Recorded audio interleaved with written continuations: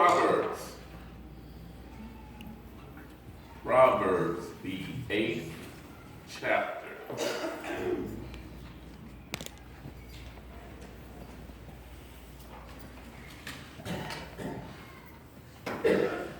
Reading the 35th and the first portion of the 36th verse.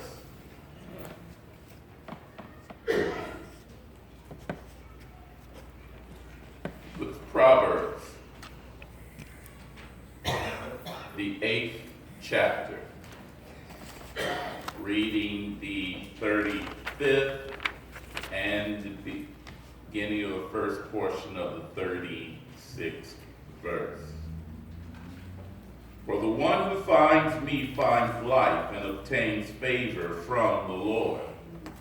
But the one who misses me harms himself. For the one who finds me finds life and obtains favor from the Lord. But the one who misses me harms himself.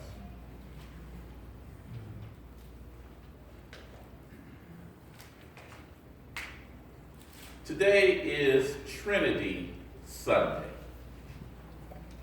Trinity Sunday follows Pentecost, and it signifies follows Pentecost, which signifies the coming of the Holy Spirit.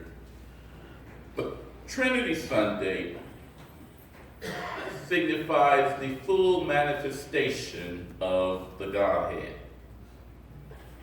We have always known of God. God is the God who, as James Weldon Johnson said, stepped out on space, and he looked around and said, I'm lonely. I'll make me a world. This God we have always known. As Johnson said, then God smiled, and the light broke. Darkness rolled up on one side, and light stood shining on the other. And God said, that's good. We've always known this God. The God who is the creator and sustainer of all things. The God who without God nothing would exist. Amen. We have known this God, but with Christmas we receive the second manifestation. God in human flesh. This God who smiled and light broke and darkness rolled up on one side and light stood shining on the other. This God revealed in human flesh and dwelt among us in the person of Jesus. Yes. This is why his name is Emmanuel, meaning God with us. And last Sunday it was Pentecost, and now we have the full fulfillment of God. God as Spirit. The fulfillment of God as Spirit really isn't unique, and here's where we in the church misconstrue the understanding of the Spirit. It is often said that the Spirit came on Pentecost. But that's neither true nor biblical. The Bible tells us that the Spirit has always been here. It was present during creation. In Genesis 1, when it says that the Spirit of God moved upon the waters, that's the same Spirit that we speak of today. God's Spirit has always been in and moved within the creation because the Spirit of God is God. But what happened at Pentecost was a fulfillment of prophecy. As Peter tells us in his sermon on that day, what happened was a fulfillment of the prophet Joel, who said that God, would pour out God's Spirit upon all flesh and all people. Before that time, God only gave God's Spirit to certain persons, designated for a particular ministry. Think of Moses or Joshua or any of the prophets.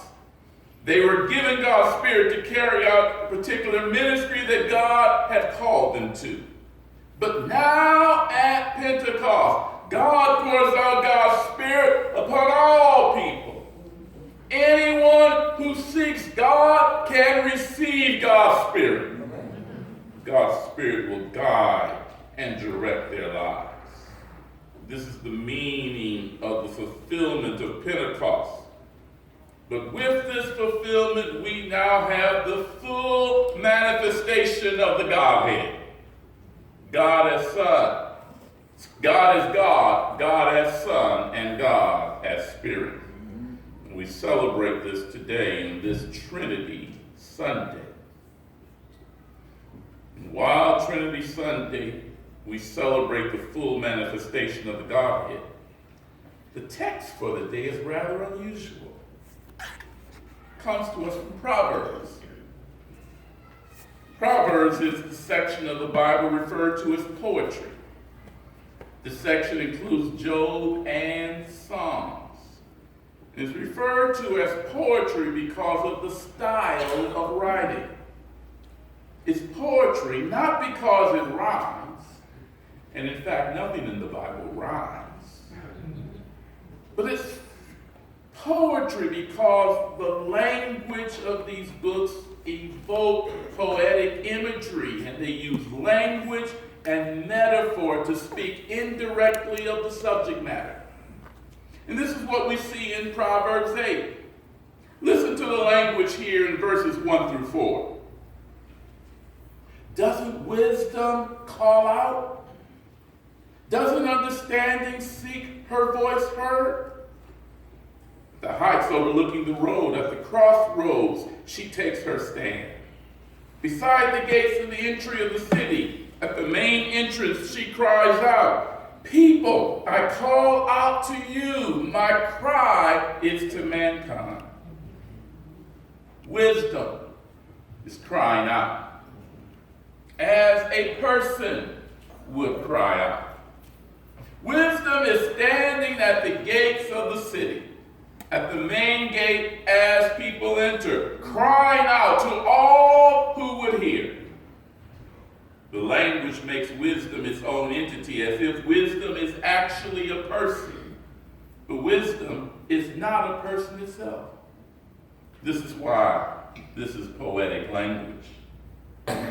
Wisdom says this in verse 6.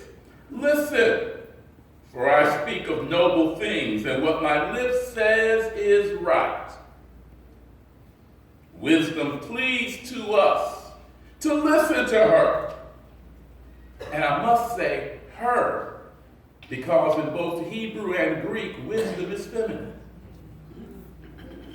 Wisdom pleads to all who enter the city to listen to her because she speaks of noble things. What those noble things are, we'll speak about in a moment. But not only does wisdom speak of noble things, what wisdom says, what her lips say, are right. Imagine if it is possible. Never, ever being wrong. Imagine always being right. Never saying anything that is incorrect or wrong. This is wisdom. She is always right. And in all of history, she has never been wrong. So because what her lips speak are always right, she pleads to those who enter the city to listen to her. And as these words are written in the book of Proverbs for us, she still pleads to us today to listen to her. How valuable are her words of instruction? Verses 10 and 11 says that her instruction is more valuable than either silver, gold, or all of the world's jewels. In biblical days, a person's wealth was not measured in stock options or corporate shares because those things didn't exist. In biblical days, a person's wealth was measured in silver, gold, and jewels. This is what made Solomon one of the wealthiest men in all the world. But no matter how much silver, gold you have, no matter how many stocks and corporate shares that you have, wisdom is more valuable than all of these things. Wisdom speaks what is right and is never wrong. Now, I said that wisdom speaks of noble things, so let's turn to what those noble things are. Listen to what wisdom says in verses 22 to 31.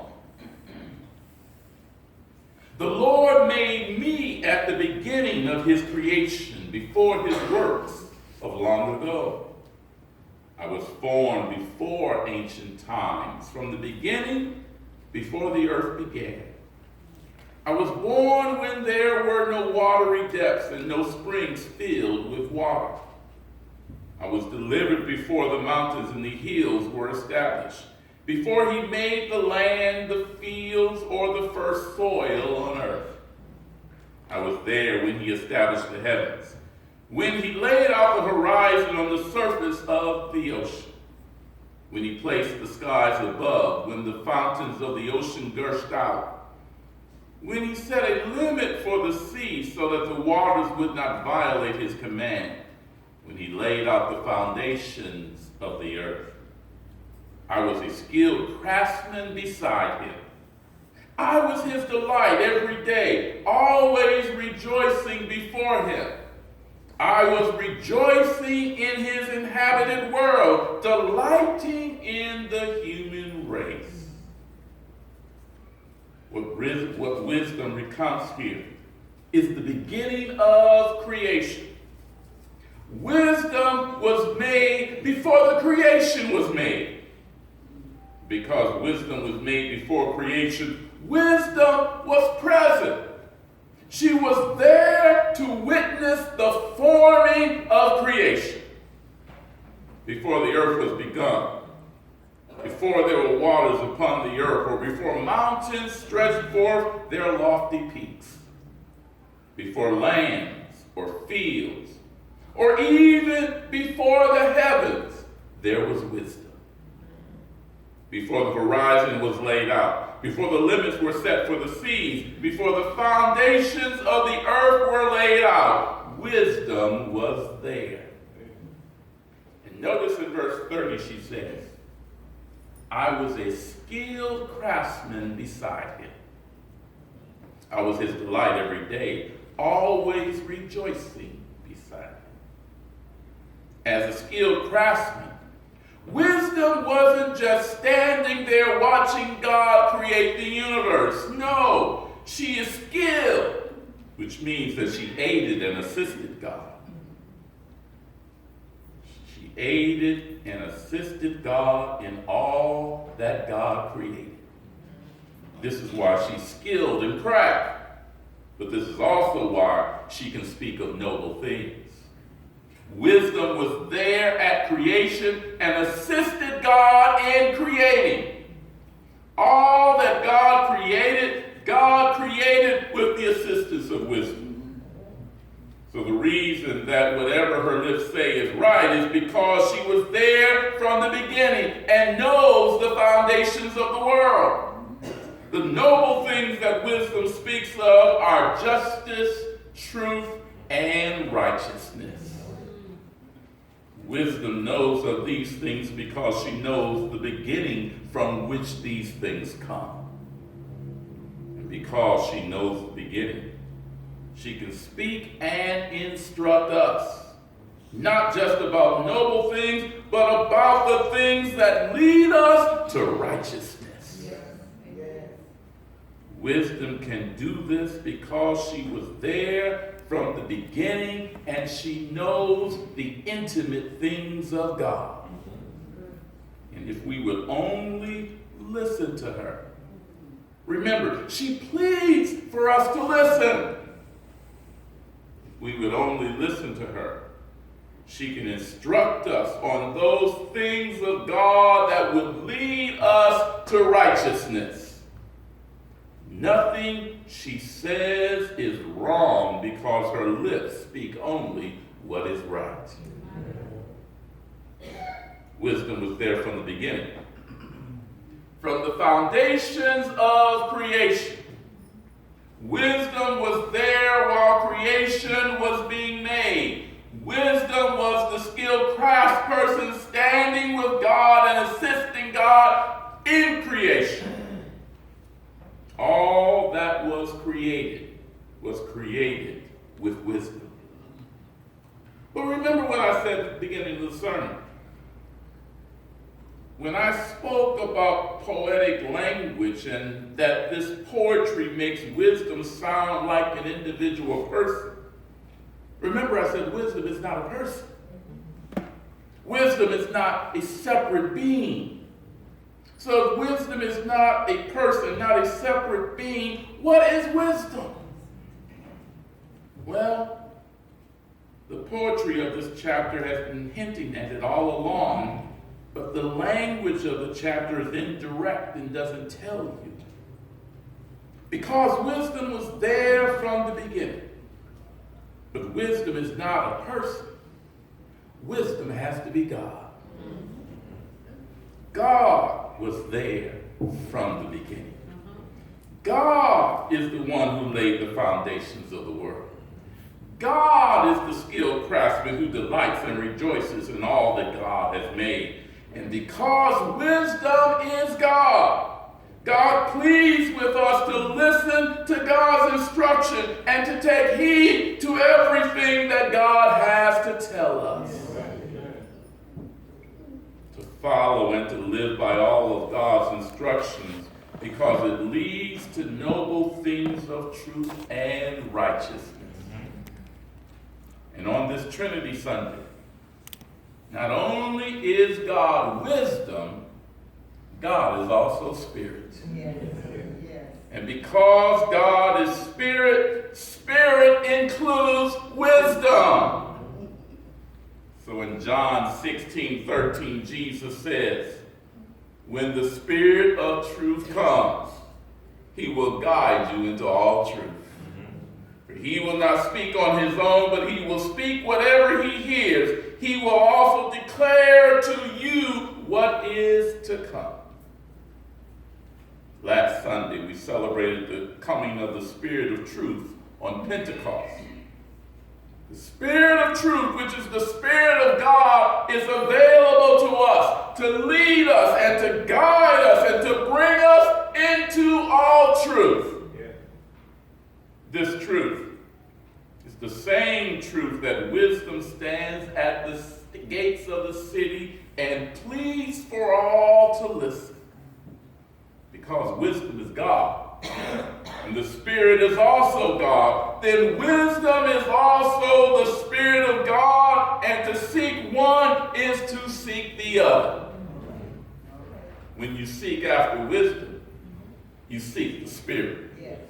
And when you seek the Spirit, you seek after wisdom. So on this Trinity Sunday, seek after the Spirit. For the Spirit is the wisdom of God that will guide you into all truth. And when you seek after the Spirit, you will find the God who created all things and ordered all things. Yes. Yes. Wisdom was there from the beginning and can instruct you both in truth and in righteousness. And when you find these things, you will also find life. Life not just in this world, but life in the ages to come. Yes. Amen. Yes. Amen.